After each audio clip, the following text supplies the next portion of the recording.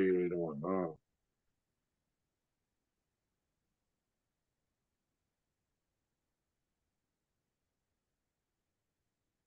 हम्म.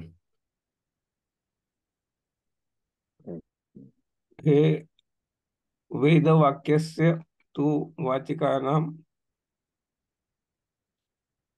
शेवटी शेवटी 70 नंबर दिलाय मी. हो हो. वेदवाक्यस्य तु हा, हे करायचं आपल्याला. वेदवाक्यस्य तु वाचनिकार्थं विना नैव अन्यो युज्यते. वेदाचे वाक्य असतात ना, तर आपण वाचनिक अर्थ लावल्याशिवाय दुसरा अर्थ त्याच्याने जो वाच्य आहे, जो आपण समजून घेऊ शकतो तसला अर्थ न दाखवता काहीतरी एक भलताच अर्थ सांगणं योग्य नाही. वाचनिक वाचनिक वाचण्याजोगे असणारे बहुनामपि अविरोधे. वाचनिक जे शब्द अर्थ असतात वेदवाक्यांचे, असे पुष्कळ अर्थ होऊ शकतात. त्यामध्ये आपल्या विषयाला विरोध येणारे विरोध येणारे जे आहेत ते सोडून देऊन जे नाही आहेत ते तसले घ्यावेत वाचनिक शब्द. म्हणजे अविरोध हे स्वीकार्यता. विरोध, आपण सांगणाऱ्या गोष्टीला विरोध न येणारे जितके अर्थ आहेत ते घेऊ शकतात. स्वाप्य संपत्त्योः स्वाप्यय संपत्त्योः अन्यतरापेक्षम आविष्कृतम ही म्हणून ब्रह्मसूत्र आहे.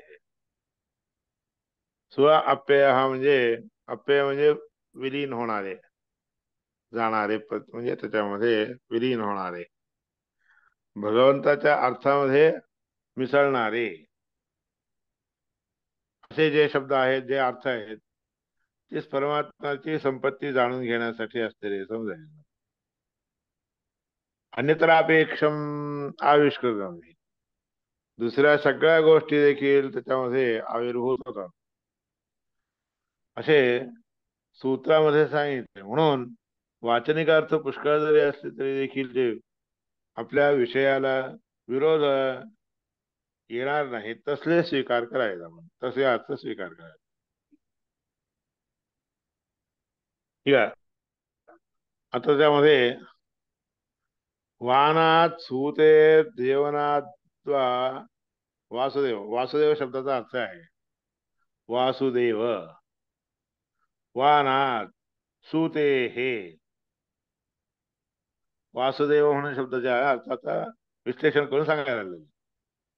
वानात सूतेर देवनाद्वा, वान धातू आहे, त्याचा अर्थ काय? वान म्हणजे काय? सूते हे, सूते म्हणजे काय? उत्पन्न करणारे, जन्म देणारे. देवनाथ वासुदेव हा, देवन करत असल्या कारणाने, देवन म्हणजे काय? उद्दीप्त करत असल्या कारणाने वासुदेव.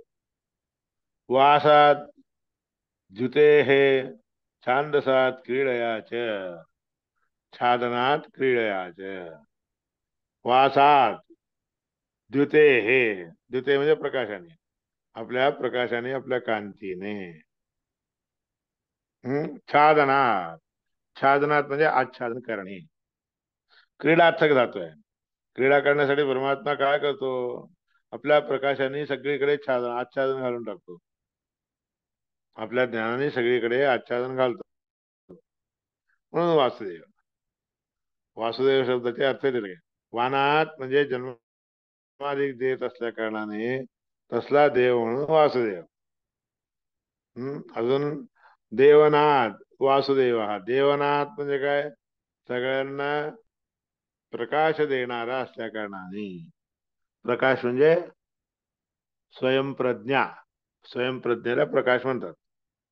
सगळ्यांना स्वयंप्रज्ञा ते आणून देणारा असल्या कारणाने वासुदेव. अजून एक वासात म्हणजे राहून, जिथे हे म्हणजे आपल्या प्रकाशाने आपल्या कांतीने त्या ठिकाणी राहून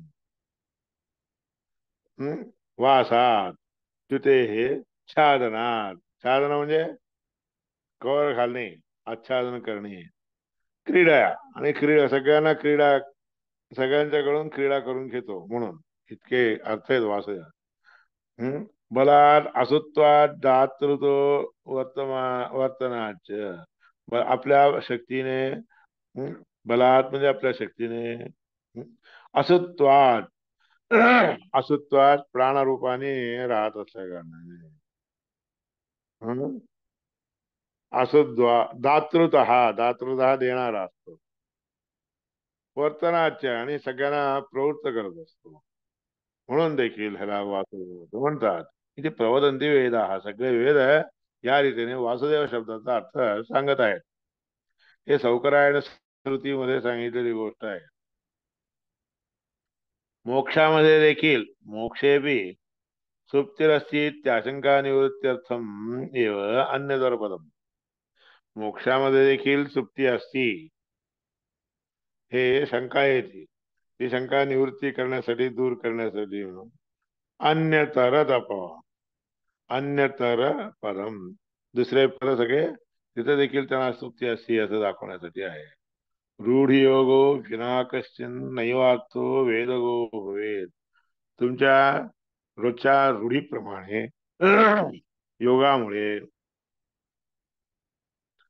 जो अर्थ लागतो तो अर्थ घ्यावा त्याच्याशिवाय दुसरा काहीतरी तुम्ही अर्थ काढणं वेदामधील शब्दांचा अर्थ काढणं हे योग्य नाही तथापि त्यामध्ये देखील विशेष हे करून यौगिको मुख्य हा सगळीकडे यौगिक अर्थ जो आहे की नाही तो मुख्य असतो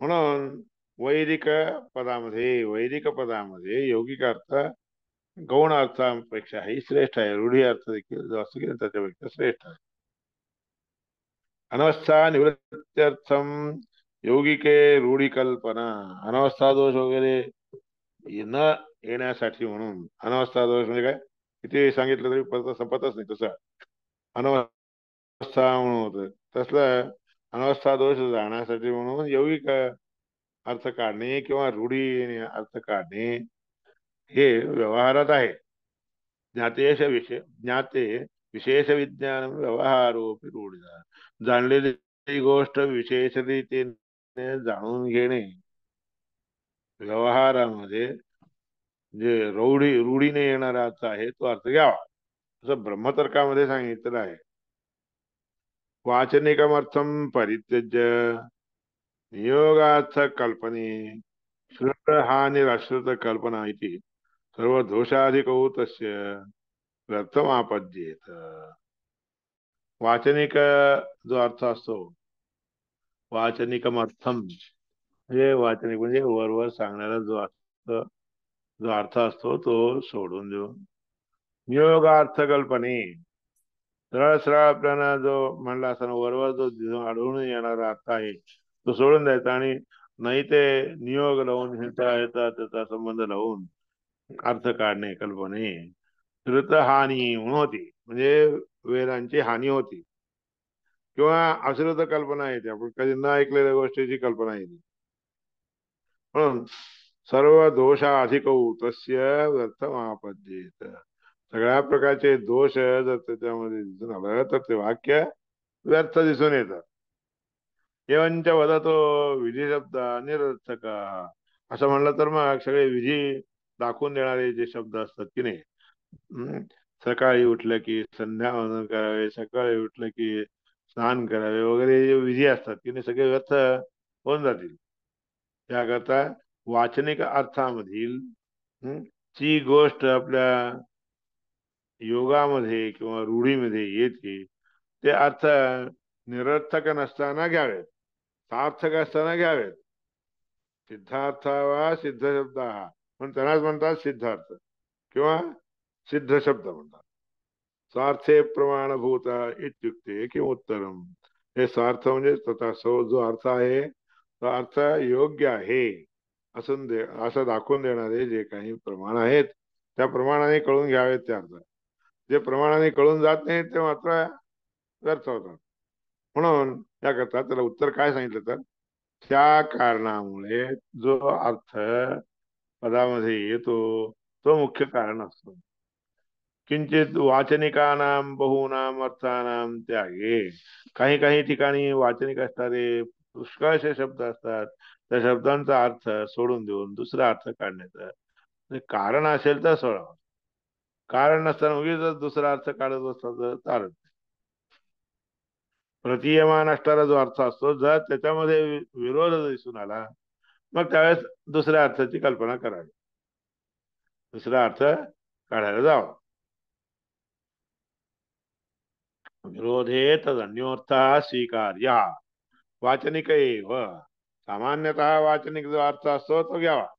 त्या वाचनिक अर्थामध्ये जर तुम्हाला काही विरोध वगैरे दिसून आला तर दुसरा घ्यावा, नाही तर उगीच घ्यायला दोन्ही. तो बी वाचनिक एव इत्यपि, म्हणजे तोही देखील त्याच्यामध्ये देखील वाचनिकच शब्द, त्या शब्दाचा वाचनिक अर्थच मुख्य आहे हे पाहून घ्यावं आपण. जर विरोध नाही आला तर तोच मुख्य आहे. तो बी वाचनिक इत्यपि तथैव सिद्ध्यति, त्याच्यामुळेच कळून जात. मुख्यार्थानां सर्वेषां तारतम्यम न विद्यते, मुख्य जो अर्थ असतो की नाही त्या अर्थामध्ये सगळे शब्द मुख्य विषय सांगणारे असताना त्यामध्ये तारतम्य वगैरे नसते. हा अर्थ काढणं थोडं बरं, त्याच्यापेक्षा दुसरा अर्थ काढणं चांगलं वगैरे असा विचार करत विरोधार्थक असणार असे जे गोष्टी आहेत ते त्याच्यात काही नाही आहेत, सगळे बरोबर विरुद्ध अर्थ न दाखवणारे आहेत, असं असताना तोच घ्यावा. तत्रापि परमो मुख्यो अच्यो अशेष रवैर हरी, त्यामध्ये देखील मुख्य अर्थ म्हणजे कोणता घ्यावा, ज्या शब्दाने परमात्मा अशेष, रवैही, रवैही म्हणजे शब्दाने, रव म्हणजे शब्द, रव शब्दे धातू आहे, रव शब्दे म्हणून धातू आहे, त्याकरता शब्द काढणे ह्याला रव म्हणतात. म्हणून रव रटती म्हणतात की नाही, रटती रवती रटती इत्यर्थ. रव धातूचा अर्थ उच्चार करणे, रवती. कैरवहा, कैरवहा म्हणून शब्द आहे, त्याच्यामध्ये देखील अनेक प्रकारचे जे शब्द उच्चारले जातात त्याला कैरव म्हणतात. रव एकूण रव धातूचा अर्थ रव शब्दे, रटणे. रटणे म्हणजे आपण रटतो की नाही, आपण खूप रटायला लागलं हो, खूप बोलायला लागलं हो म्हणतात की नाही, तसं बोलणे या अर्थासाठी आहे.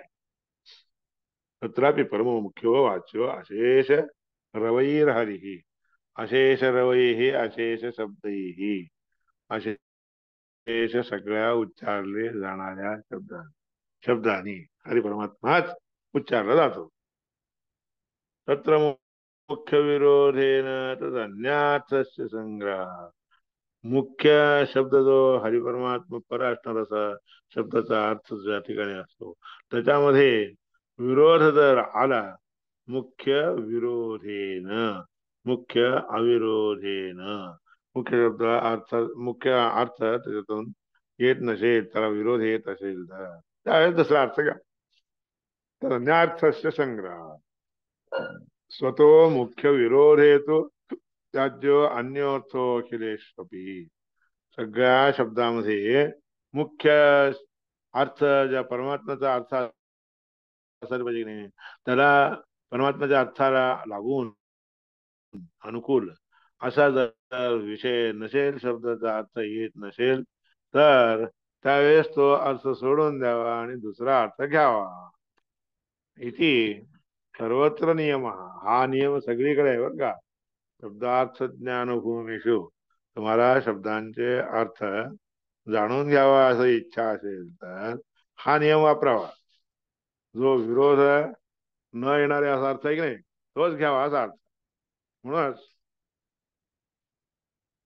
त्या रूढीमुळे तसा असल्याला रूढीच्या कारणाने स्वाप्य संपत्त्योरन्यतरापेक्षम आविष्कृतम ही.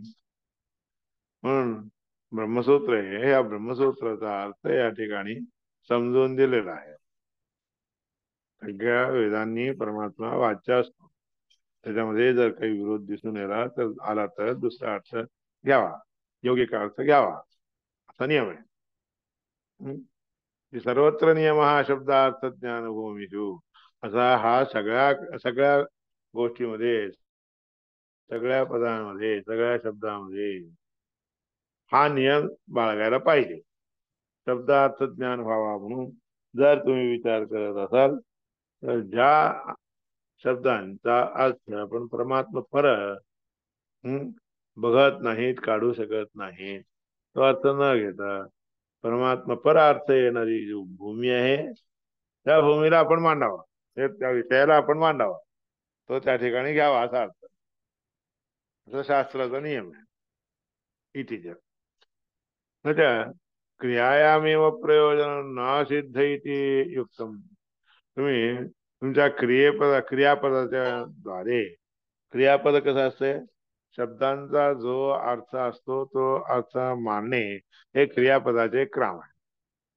क्रियापद म्हणजे धातू, धातू जे असतात ते धातूंचा अर्थ काढणे.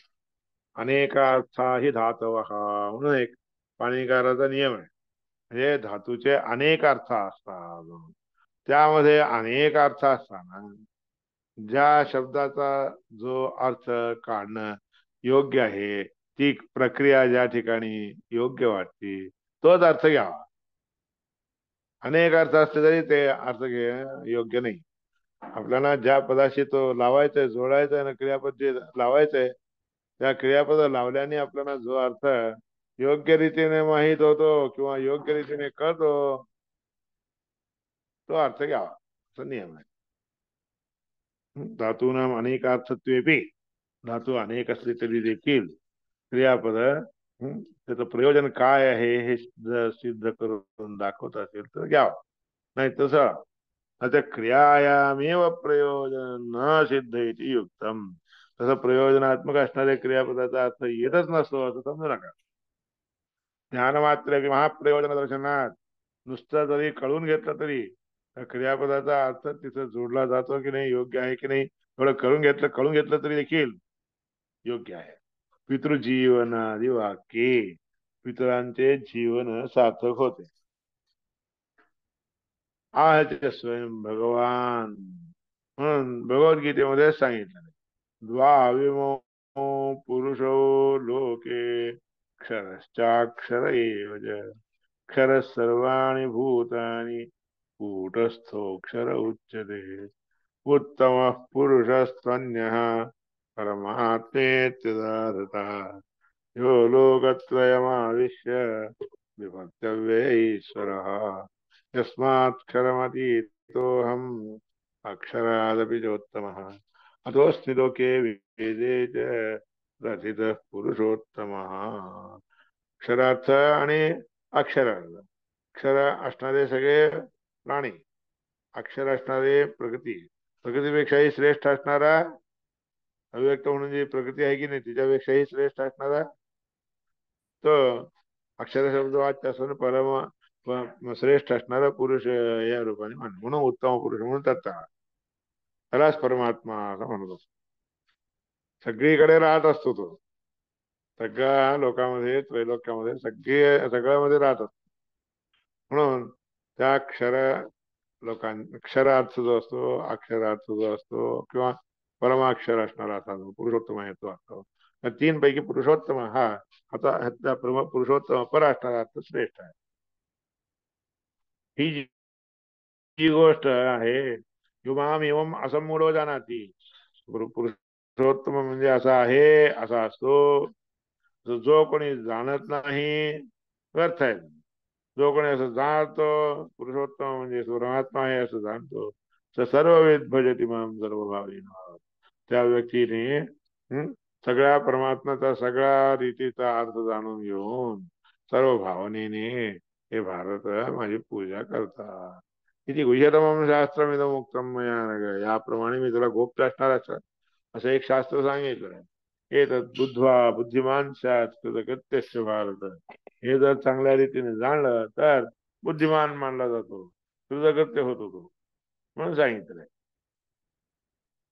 त्रयान द्रव्यमयात यज्ञात ज्ञानयज्ञ परंतप.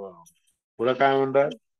द्रव्यमय यज्ञ करतात की नाही, आहुती वगैरे घालून, अग्नीमध्ये आहुती घालून जे यज्ञ करतो, त्याच्यापेक्षाही कोणता श्रेष्ठ आहे? द्रव्य यज्ञापेक्षा ज्ञान यज्ञ श्रेष्ठ आहे.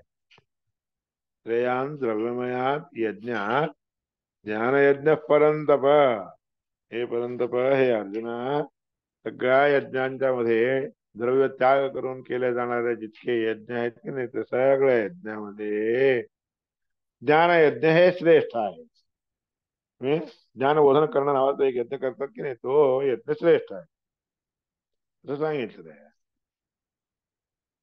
त्यानंतर ध्यान ध्यान ध्यान अखिल कर्म ध्यानाचे ज्ञान उत्तम न ज्ञान सदृशं किंचित पुरुषार्थ प्रसिद्ध आहे. तुम्हाला पुरुषार्थ प्राप्ती व्हायची झाली तर पहा सांगायला, ध्यान ध्यान करा.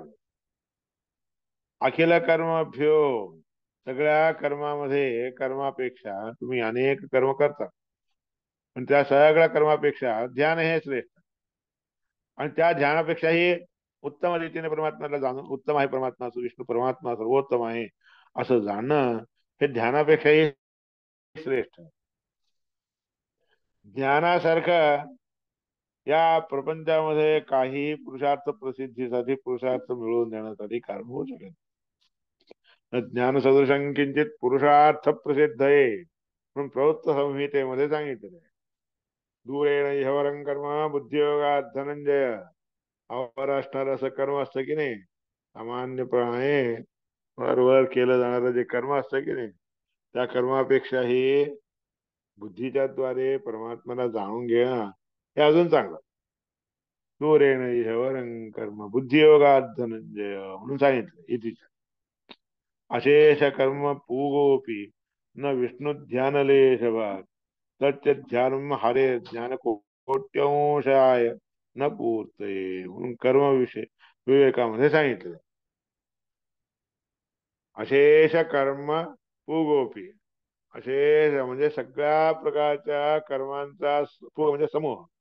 अनेक प्रकारचे जितकेही आपण कर्म करतो की नाही, त्या सगळ्या कर्मांचा पूग म्हणजे समूह, कर्मांचे राशे.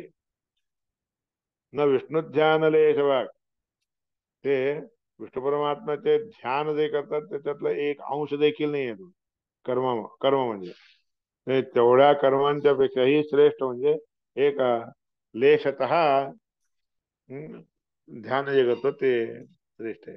ते ध्यानाचा एक लेश आहे. आणि ते ध्यान देखील हरे ज्ञान कोट्यंशाय न पूर्वी. परमात्म्याचे ज्ञान काय, त्या ज्ञानांच्या कोटी तुकड्यामध्ये एक अंश जो असतो की नाही, तो अंश देखील पूर्ण करू शकत नाही ते ध्यान. म्हणजे परमात्म्याचं ज्ञान हे ध्यानापेक्षा श्रेष्ठ म्हणून कर्मविवेकामध्ये सांगितलं. वेदामध्ये देखील तेच सांगतात. तम एवं विद्वान, त्या परमात्म्याला अशा रीतीने जाणून घेणारा जो असतो तो अमृत इह भवती, तो अमृत प्राप्तीसाठी या ठिकाणी कारणीभूत बनतो. नान्य पंथा आयनाय विद्ये, तुम्हाला चांगला आश्रय पाहिजे, आयन म्हणजे आश्रय, मोक्षाख्य आश्रय पाहिजे, तर त्या मोक्षाख्य आश्रय मिळण्यासाठी म्हणून त्या ज्ञानाशिवाय दुसरं काहीही नाही म्हणून देखील सांगितलं आहे. वेदामध्ये तेच सांगितलं. तम एवं विद्वान अमृत इह भवती अन्य पंथा अयनाय विद्यते, श्रुती आहे म्हणून दुसरा मार्ग नाही. ज्ञानाशिवाय मोक्ष प्राप्तीसाठी दुसरा मार्ग नाही म्हणून स्पष्टपणे सांगतात. म्हणजे कर्म मात्रे पर्यवसित वेदस्य सुखज्ञान सेव प्रयोजनत्वाद अतः सिद्धे अतः अतः सिद्धैव प्रयोजनत्वम सिद्धम. हे पहा, नुसतं कर्म करणे त्यातच पुरे असं समजू नका.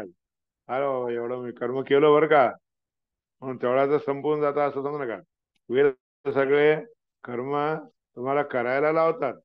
हे करावं ते करावं सगळं सांगतात. तिथंच संपलं, पुरे ते वेदामध्ये सांगितलं एवढं मी केलं असं समजू नका. सुख आणि ज्ञान हे मुख्य उद्देश आहे. प्रयोजन काय आहे? सुख आणि ज्ञान प्राप्ती. सुख मिळावं, ज्ञान प्राप्ती व्हावी. ज्ञान प्राप्ती म्हणजे कोणाचं ज्ञान? आपल्या घरच्या बायको मुलं बाळा ह्यांचं ज्ञान म्हणजे ते मुख्य नाही आहे.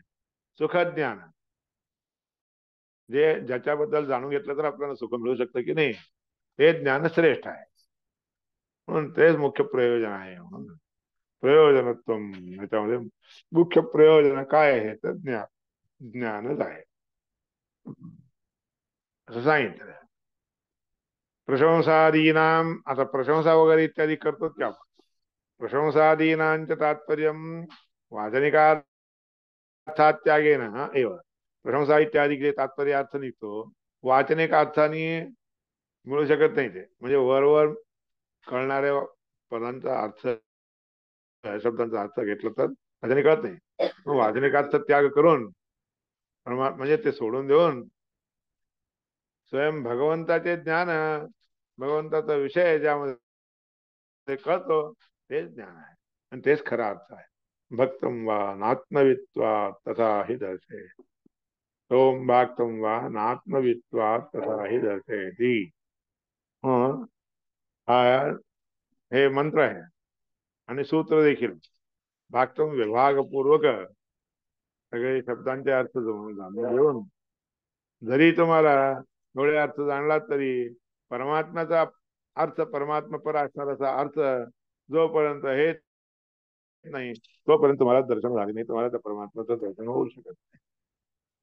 म्हणजे परमात्मा पर असणारा असा अर्थ घ्यायला पाहिजे असा अर्थ.